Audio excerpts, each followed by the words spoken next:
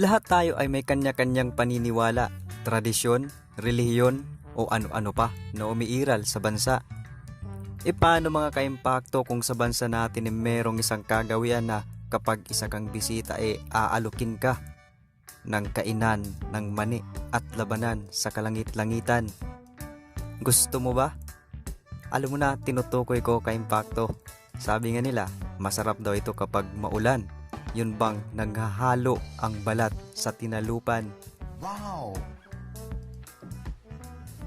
Ready ka na ba kaimpakto? Well, sundan lang ang video natin hanggang sa kahuli-hulihan para sa mga nakaka-excite na kwento ng labanan.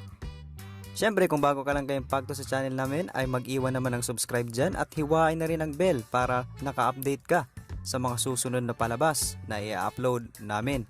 Salamat po! Ang himba ay tinatawag din na umuhimba at ovahimba na isang katutubo na merong 50,000 katao na naninirahan sa hilagang Namibia ng Afrika at sa rehiyon ng Kunene. Sa dami ng populasyon nila ay kaya na nilang magtayo ng sariling syudad. May lahi sila na kalahati ay numad at ang kanilang kabuhayan ay ang pag-aalaga ng mga tupa, kambing at baka. Isa pa ay ang pagtatanim ng mga mais, pero ang kanilang pang-araw-araw na pagkain ay ang mais, gatas at itlog. Gaya ng ibang tribo, ang himba ay ayaw makisalamuha sa ibang tribo kahit pa magkalapit lang ito dahil may mga sarili silang kultura. Sa lugar ng Afrika, ang mga himba ang itinuturing na mga mababait na tao, lalo na sa pagkikisama sa mga taong hindi nila kakilala. Ang mga tao sa tribong ito ay masisipag, mababait, lalo na sa mga bisita nila. At ayaw nila na pinapakialaman ang kanilang kultura, kaya ayaw nila na makisalamuha sa ibang tribo. Ayaw kasi nila na mahawaan ng iba ang kanilang kultura. Sa populasyon na 50,000, ang himba ay ang mga taong pwedeng mag-asawa ng marami kung gugustuhin nila. Pati mga bata ay pinapayagan din nila na makapag-asawa, lalo na sa mga babae kung gusto nila makatikim o taniman ang kanilang sapa-sapa ng ibang klase ng gabi o yung sandata na nagbubuga ng kakaiba. Kapag ang mga babaeng himba o si ining ay nakakaranas na ng kahirapan, ay pinipilian sila ng kanilang tatay ng isang lalaki na pwedeng pasukin ang sapa-sapa at kabundukan ni ining, na siya namang kanyang magiging asawa.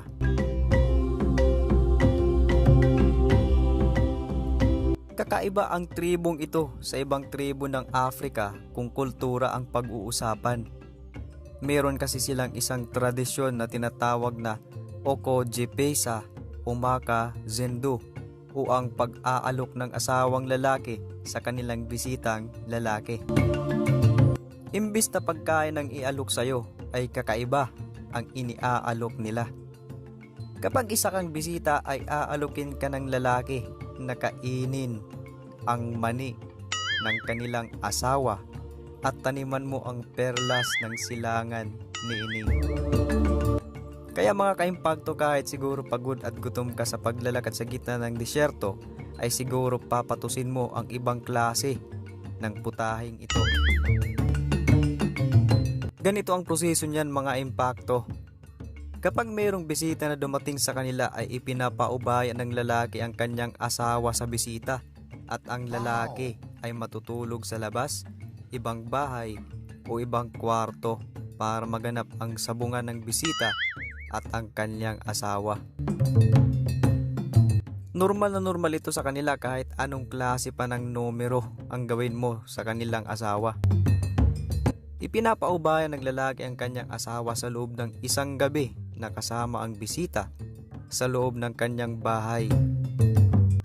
Tradisyon na ito nila, kaya ginagawa nila ito dahil isa daw itong biyaya sa mga himba ang kainin ng bisita ang kanilang mga asawa.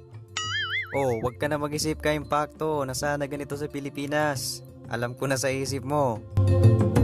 Ganyan mga kaimpakto kung magmahal ang mga himba sa kanilang mga bisita. Kahit ang mani at ang bulubundukin ng kanilang asawa ay pinapaubaya sa mga bisita.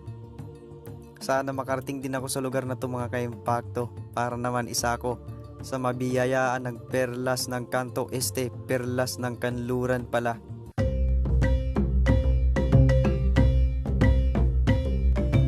Dahil sa mainit na klima at kakulangan ng tubig sa lugar nila ay ipinagbabawal ng mga himba ang pagligo sa kanila.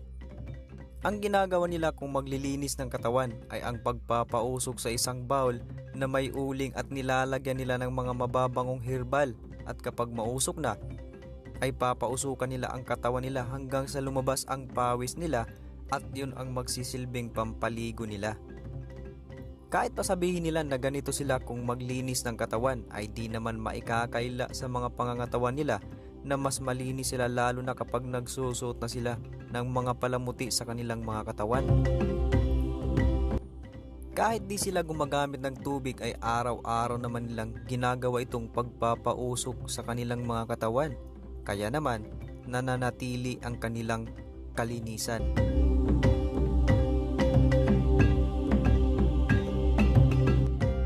Mukhang nabaliktad na ata mga kaimpakto ang kinagawian ng mga himba dahil sa ang mga babae sa tribong ito ay siyang nagbubuhat ng mga mabibigat kaysa sa mga lalaki, gaya ng pagkuha ng mga kahoy, pagtatayo ng bahay, mga panggatong, pag-iigib, pagkuha ng makakain gaya ng gatas, pagluluto ng makakain nila, at ang mga babae sa kanila ay ang pag-aalaga din ng mga anak nila at ang pag-aalaga na rin ng anak ng iba. Samantala ang mga lalaki ay ang pag-aalaga lang ng mga hayop gaya ng baka, manok at kambing. At kapag wala naman ng lalaki sa kanila ay nagtatrabaho ito ng pagtatayo ng bahay sa ibang tribo.